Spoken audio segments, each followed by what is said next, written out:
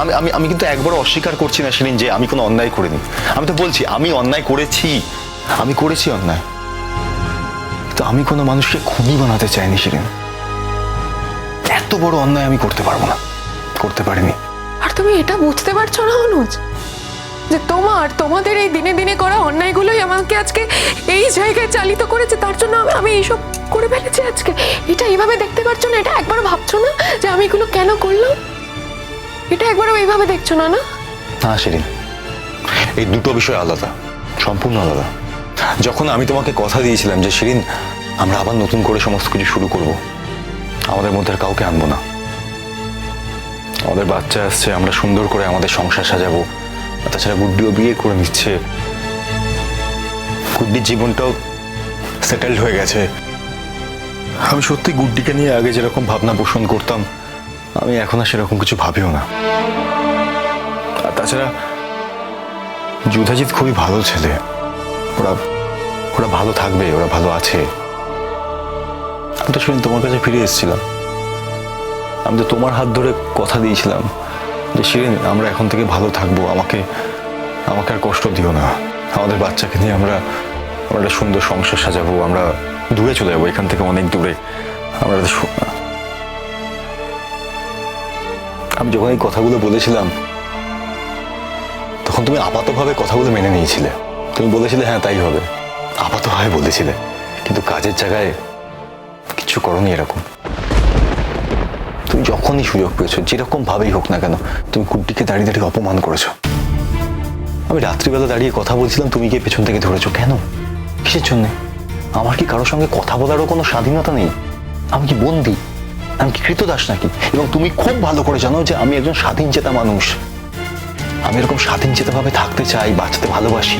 রাত্রেবেলায় আমি অসুস্থ, এই বিছানায় শুয়ে ছটফট করছি, তুমি আমাকে ছেড়ে বাইরে গিয়ে যে মেয়েটার ফুলসজ্জা হচ্ছে তার সাথে গিয়ে গল্প করতে পারো, আর আমি কিছু বলতে পারবো না তোমাকে? অনুজ, আমি তো ওকে সেদিনকে ঘর থেকে টেনে বার করিনি, ও নিজে থেকে এসেছিল। আর তার জন্য তুমি বা কি বলতে বাকি রেখেছিলে সেদিন? তুমি হয়তো সেদিন আমাকে সব কথা বলনি, হয়তো হয়তো তুমি ওকে বলেছো। কিন্তু প্রত্যেক মুহূর্তে আমার চোখের সামনে একটা মেয়েকে দিনের পর দিন তুমি হিউমিলিয়েট করে গেছো, দিনের পর দিন একটা মেয়েকে তুমি অপমান করে গেছো আমার চোখের সামনে। তুমি যদি ওর সঙ্গে সম্পর্কটা একটু সহজ করে নিতে, তুমি যদি ওর সঙ্গে সম্পর্কটা একটু স্বাভাবিক করে দিতে না, তাহলে আজকে এই জায়গাটা আসতো না। আর তোমার এই সমস্ত কাণ্ড কারখানায় যে আমার ভেতরে কতটা এফেক্ট ফেলেছে এটা তুমি কখনো বুঝতে পারোনি, বুঝতে চাওনি। আমি তো ভেবেছিলাম এই সমস্ত কিছু যদি একটু সহজ হয়ে যেত তাহলে হয়তো আমি নিজের সংসার দিয়ে ব্যস্ত থাকতাম, আমি আর ওদিকে মুখ ফিরেও তাকাতাম না। কিন্তু তুমি সেটা হতে দাওনি শিরিন। তুমি কখনো বুঝতেই পারোনি যে তোমার এই কাণ্ড কারখানা আমার মনে কি দৃঢ়ভাবে এফেক্ট ফেলছে প্রত্যেক দিন। তাই আমার নিজের অজান্তেই আমার সবসময় এটা মনে হয়েছে যে আমার গুড্ডিকে প্রোটেক্ট করা দরকার, নাহলে প্রত্যেক দিন প্রত্যেক মুহূর্তে তুমি ওকে সারাক্ষণ ধরে অপমান করবে, অসম্মান করবে, সেটা আমি হতে দেবো না। তুমি কোনোদিন ভেবে দেখেছো গুড্ডির ক্রাইসিসটা কি? সারাক্ষণ ধরে বলো ও নাকি ছোটবেলা থেকে তোমার কাছে মানুষ হয়েছে, আর তুই সেই মেয়েটার ক্রাইসিসটাই বুঝলে না তুমি। আজকে যে গুড্ডির হয়ে তুমি এত কথা বলছো অনুজ, কিন্তু গুড্ডিকে চিনেছই আমার দৌলতে। তাতে কি প্রমাণ হয় শিরিন? মানে এটা থেকে কি এটা প্রমাণিত হয় যে তুমি ওকে ছোটবেলা থেকে চেনো বলে তুমি ওর সঙ্গে যা খুশি তাই করতে পারো? তুমি ওকে যেমন ভাবে খুশি হিউমিলিয়েট করতে পারো, যা খুশি অপমান করতে পারো, মিথ্যা অপবাদ দিতে পারো। আমি তোমার কথাগুলো শুনে অবাক হয়ে যাচ্ছি, কি বলছো তুমি এগুলো? আমি কিন্তু কোনোদিনই গুড্ডির সাথে যা ইচ্ছে তাই করিনি অনুজ, এটা তোমার ভুল ধারণা। না শিরিন, এটা আমার ভুল ধারণা নয়, তুমিও খুব ভালো করে জানো। আর আজকে দাঁড়িয়েও যদি আমি এই প্রতিবাদটা না করি, নিজের কাছেই কখনো আর মুখ দেখাতে পারবো না। বেশ, তাহলে তো হয়ে গেল। এই তো আমি আমার জিনিসপত্র গুছিয়ে নিচ্ছি, এরপর বেরিয়ে চলে যাব। এইভাবে সিন করে তো যাওয়ার কোনো প্রয়োজন ছিল না। তুমি এই বাড়িতে আসতেই পারো, তুমি আসবে যাবে, এই বাড়িতে সবার সঙ্গেই যে তোমার সম্পর্ক খারাপ হয়ে গেছে তা তো নয়। আমি শুধু বলেছি আমি তোমার সঙ্গে থাকবো না, আর তাছাড়া এমনিতেও আমি চলেই যাব। তুমি আমাকে মিথ্যে কথা বলেছিলে, তুমি বলেছিলে যে আমরা দুজন একসঙ্গে এবার সংসার সাজাবো, আর সেখানে তুমি আমাকে এখানে একা একা রেখে তুমি চলে যাচ্ছ।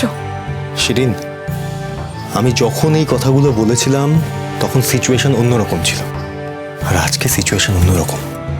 একটা কথা কিন্তু মাথায় রাখতে হবে শিরিন, যে ভাঙে তারও কষ্ট হয়।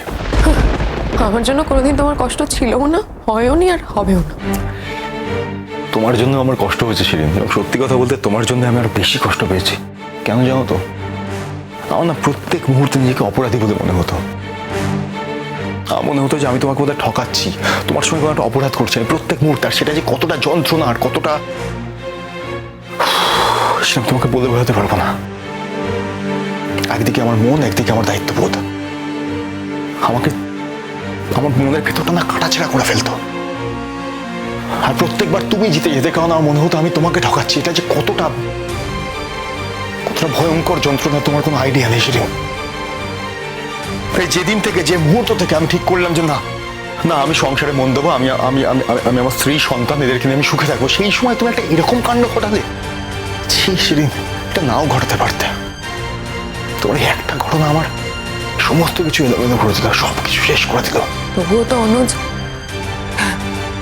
সবকিছু এত এলোমেলো হয়ে যাওয়ার পরও তুমি ভাবতেই পারছো না যে আবার আমার সঙ্গে থাক?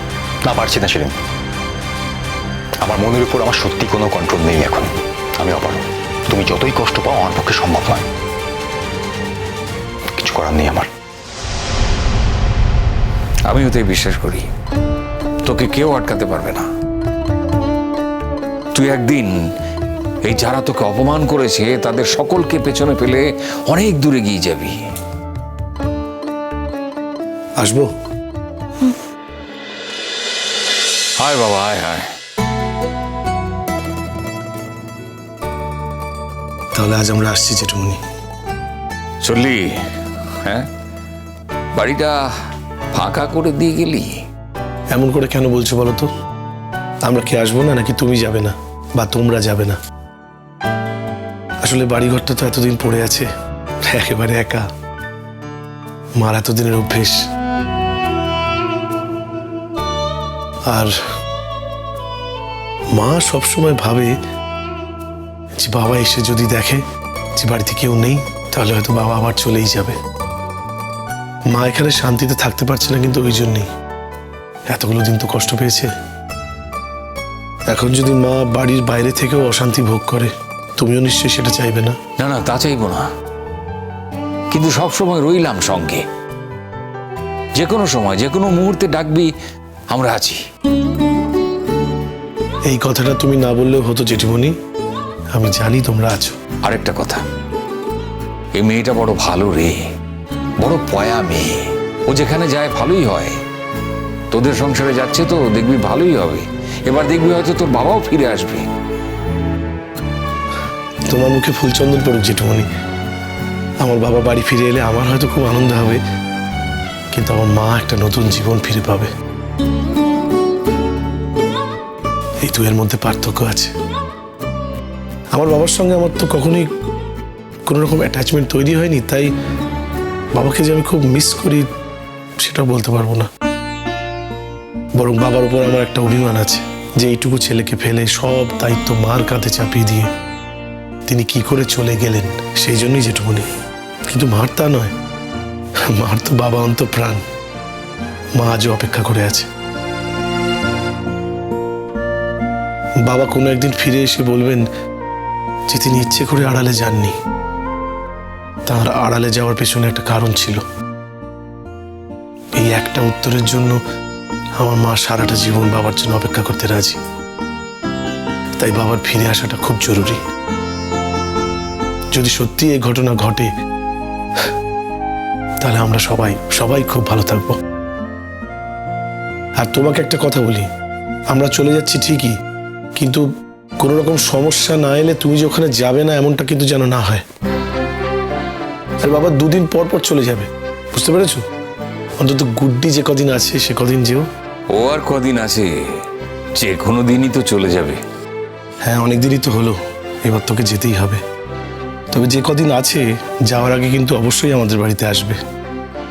তুমি ওকে ছেড়ে থাকতে পারো না, এটা আমি জানি, এইটুকু আমি বুঝতে পারি। তোর মতো স্বামী পেয়েছে, এটাই আমার কাছে অনেক। কি জানি অনেক না অল্প, কি করে বলি? না, সে আবার কি কথা? এত বিনয় করিস না। ও তো এক্ষুনি বলছিল এরকম শ্বশুরবাড়ি, এরকম স্বামী, অনেক জন্মের তপস্যার ফল। ওর কোনো দুঃখ নেই, ওর ভেতরে কোনো দুঃখ নেই, ও খুব ভালো আছে, আর আমি সেটাই বিশ্বাস করতে চাই।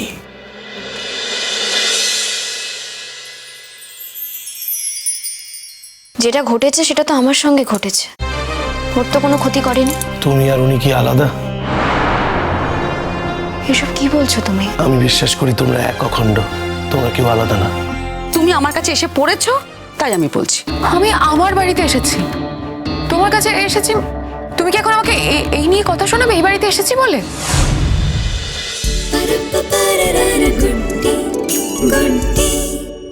স্টার জলসার প্রিয় শো দেখার জন্য সাবস্ক্রাইব করুন আমাদের ইউটিউব চ্যানেলে এবং আপডেটেড থাকার জন্য প্রেস করুন বেল আইকন।